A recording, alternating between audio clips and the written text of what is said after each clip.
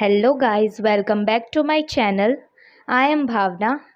Today we are going to study about the child morbidity and mortality rate.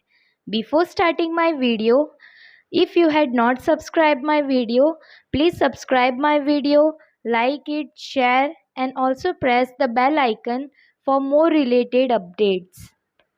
So here we start our video. First, we will study about the child morbidity rate, also known as the sick rate.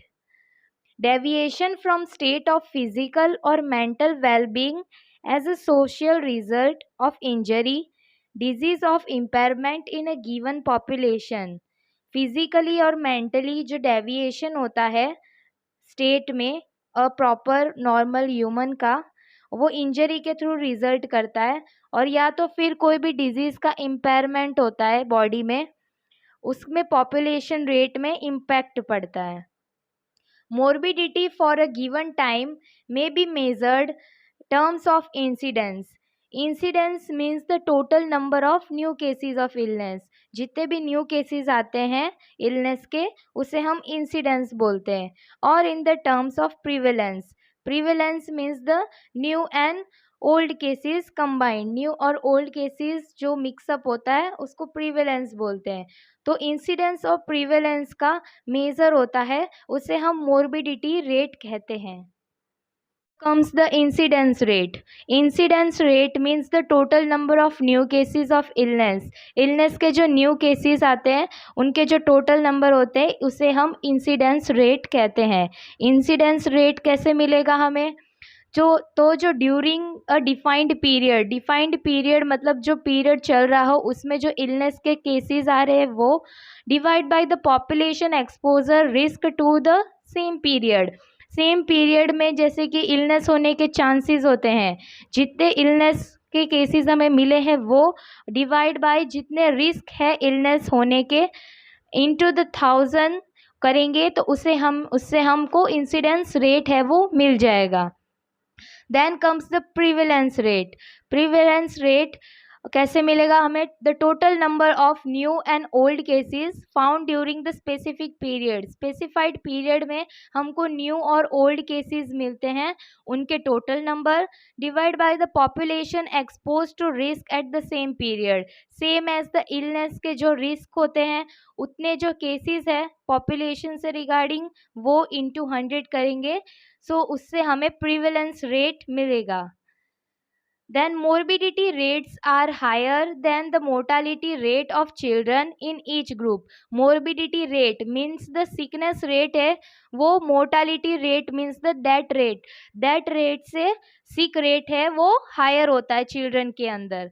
According to the survey, length of stay of child in an hospitals are 4 to 6 days. सर्वे के according हमको पता चला है कि child का hospitalisation होता है वो ज़्यादा से ज़्यादा 4 to 6 डेज का रहता है. The main reasons of morbidity are respiratory condition, digestive disorder, disease of nervous system and sense organs, injury and poisons etc. Main reasons morbidity यानी सिक रेट. बीमारी होने के रेट ज़्यादा किस किस की वजह से होते हैं? मेन रीज़न क्या है उनके? रेस्पिरेशन के कंडक्शन में कोई प्रॉब्लम है, डाइजेस्टिव डिसऑर्डर होता है किसी को, नर्वस सिस्टम में या सेंस ऑर्गन्स में प्रॉब्लम होती है, किसी चीज़ की इंजरी हो जाती है, पॉइजनस होता है, उसके वजह से मोर्बिडिटी रेट है वो हाई हो जाता है. Then comes the second one, mortality rate. Mortality rate means the death rate. So in mortality rate, first one is infant mortality rate. Infants का मोर्टालिटी रेट कितना होता है? It is the number of infant that under 1 year age per 1000 live birth in 1 year. Infant mortality rate क्या है? Number of infant का death हो जाते हैं वो टोटल नंबर, और 1000 लाइव बर्थ होते हैं 1 year में, उसके एज से उनका मल्टीप्लाई. तो मोर्टालिटी रेट का फॉर्मूला क्या बनेगा यहाँ पे, number of death under the 1 year of age, 1 year के एज के अंडर के बच्चों की जो डेथ होती है उनका rate divide by total live birth in 1 year, 1 year में जितने भी टोटल लाइव बर्थ होते हैं इंटू 1000, इसे हम मोर्टालिटी रेट की फॉर्मूला कहते हैं। Second comes the neonatal mortality rate. Neonatal means 4 weeks या 28 डेज के जो बच्चे होते हैं उन्हें नियोनेटल कहते हैं हम। तो उनकी मोर्टालिटी रेट क्या होती है, death occurring within 4 weeks और 28 days of birth are called the neonatal death rate. इसको हम नियोनेटल डेथ रेट कह सकते हैं। सो NMR का फॉर्मूला क्या होगा, number of death under 28 days of age, 28 days के एज के अंदर जो डेथ होती है उनका number divide by the total live birth, total live birth होते हैं 1 ईयर में, इंटू 1000। तो इसे हम फॉर्मूला होता है नियोनेटल मोर्टालिटी रेट का।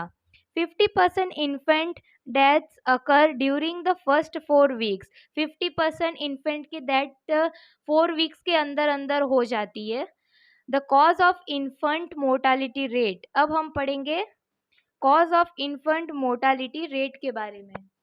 इन्फेंट मोर्टालिटी रेट मतलब डेथ रेट के क्या क्या कॉजेज हो सकते हैं, प्री मेच्योरिटी, जो चाइल्ड है वो पहले से ही प्री मेच्योरली बर्थ हो जाती है उनकी, मतलब 9 मंथ से पहले ही प्री मेच्योर बर्थ हो जाती है, इसके वजह से भी उनकी डेथ हो जाती है।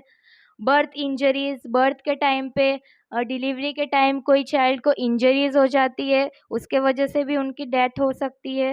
नियोनेटल इन्फेक्शन, बर्थ होते टाइम कोई इन्फेक्शन लग जाता है या आफ्टर डिलीवरी कोई इन्फेक्शन लग जाता है, उसके वजह से भी डेथ हो जाती है।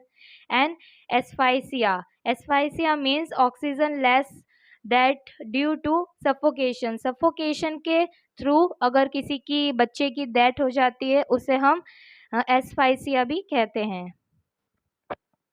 So guys, this was the morbidity and the mortality rate of the child. I hope you all guys understood well, and if you have any queries you can comment in the comment section. And still, if you had not subscribed my channel, please subscribe, like and share my channel for more related updates, and also press the bell icon for new upload videos. Thank you for watching.